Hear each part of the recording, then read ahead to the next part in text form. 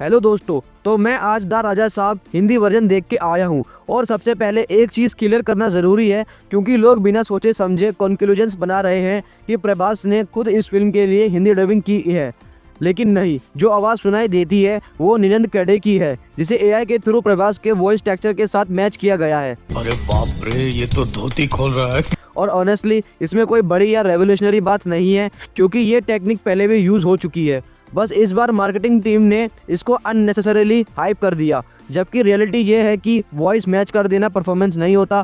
Performance screen पर लिखी हुई स्टोरी और उसके एग्जीक्यूशन से आती है और यहीं पर द राजा साहब सबसे ज़्यादा स्ट्रगल करती है। अब अगर मूवी के कोर पर बात करें तो इसका सबसे बड़ा प्रॉब्लम यह है कि फिल्म खुद डिसाइड नहीं कर पाती कि ये बनना क्या चाहती है, हॉरर कॉमेडी, रोमांस या मास एंटरटेनर। सब कुछ थोड़ा थोड़ा डालने की कोशिश की गई है और एंड रिजल्ट ये होता है कि कुछ भी प्रॉपरली काम नहीं करता। मूवी को ऑफिशियली हॉरर कॉमेडी के जेनर में रखा गया था और नेचुरली जब ऑडियंस हॉरर कॉमेडी सुनती है तो उनके दिमाग में बेंचमार्क्स ऑलरेडी सेट होते हैं, जैसे भूल भुलैया, स्त्री और स्त्री 2, क्योंकि इन फिल्म्स ने ये प्रूव किया था कि हॉरर और कॉमेडी दोनों एक साथ तभी काम करते हैं जब राइटिंग टाइट हो और टोन क्लियर हो। लेकिन राजा साहब यहीं पे फेल हो जाती है क्योंकि इस फिल्म का टोन हर कुछ मिनट्स में बदलता रहता है बिना किसी लॉजिकल ट्रांजिशन के।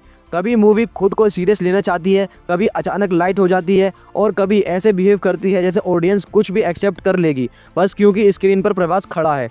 फिल्म के फर्स्ट 5 मिनट्स ऑनेस्टली काफ़ी प्रॉमिसिंग लगते हैं। राजमहल का सेटअप, एरर एटमॉस्फेयर और घोस्ट का हिंट ये फीलिंग देता है कि शायद मेकर्स के पास एक क्लियर विजन है। शायद स्लो बर्न हॉरर के साथ कॉमेडी ओरिजिनली बिल्ड होगी, लेकिन जैसे ही ये इनिशियल बिल्डअप खत्म होता है मूवी अपनी ही बनाई हुई सीरियसनेस तोड़ देती है और रैंडम सीन का सिलसिला शुरू हो जाता है। यही नहीं, अभी और सुनिए। हीरो की एंट्री तक फिर भी मूवी समहाउ संभाल जाती है, लेकिन जैसे ही दो हीरोइंस के साथ बिना किसी इमोशनल बेस के लव एंगल इंट्रोड्यूस होता है फिल्म का नैरेटिव कंप्लीटली ड्रेल हो जाता है, क्योंकि यहाँ रोमांस स्टोरी की रिक्वायरमेंट से नहीं बल्कि फॉर्मूला फॉलो करने के लिए डाला गया लगता है।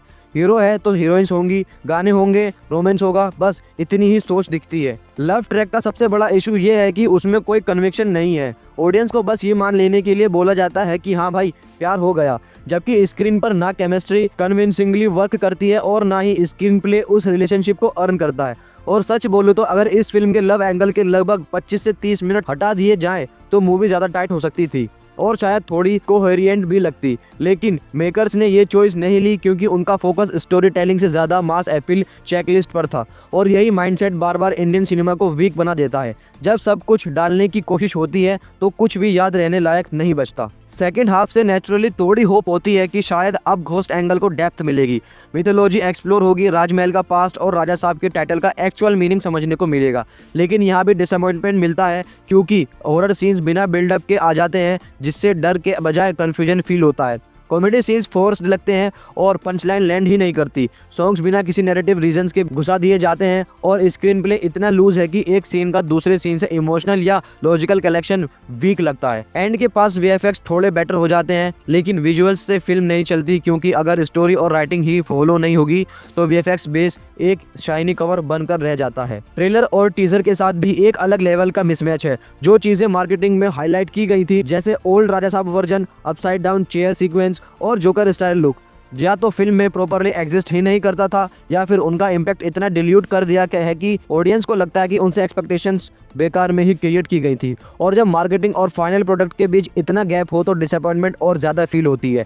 ऊपर से रैंडमनेस का ओवरडोज है, हॉरर रैंडम जगह आ रहा है, रोमांस बिना बेस के चल रहा है, कॉमेडी का टाइमिंग ऑफ है और संजय दत्त का कैरेक्टर भी बिना किसी सॉलिड सेटअप के अपीयर हो जाता है, जिससे स्टोरी और ज़्यादा फ्रेगमेंटेड लगती है। इस सब के बीच प्रभास का कैरेक्टर खुद लॉस्ट दिखता है और यही उनका रिसेंट फिल्म में रिपीट होता हुआ इशू लगता है। टैलेंट या स्क्रीन प्रेजेंस का प्रॉब्लम नहीं है, प्रॉब्लम है स्क्रिप्ट सिलेक्शन और ब्लाइंड ट्रस्ट का, जो पहले आदि पुरुष में दिखाया और यहाँ भी रिपीट होता है। जब एक्टर डायरेक्टर के विजन पर बिना सवाल किए भरोसा कर लेता है और स्क्रिप्ट पर पुशबैक नहीं देता तो रिजल्ट यही होता है, high potential low output. Overall अगर सीधे लैंग्वेज में बोलूँ तो द राजा साहब एक ऐसी फिल्म है जो काफ़ी बेटर हो सकती थी अगर मेकर्स ने जेनर क्लैरिटी, टाइट राइटिंग और अननेसेसरी एलिमेंट्स को कट करने का डिसीजन लिया होता।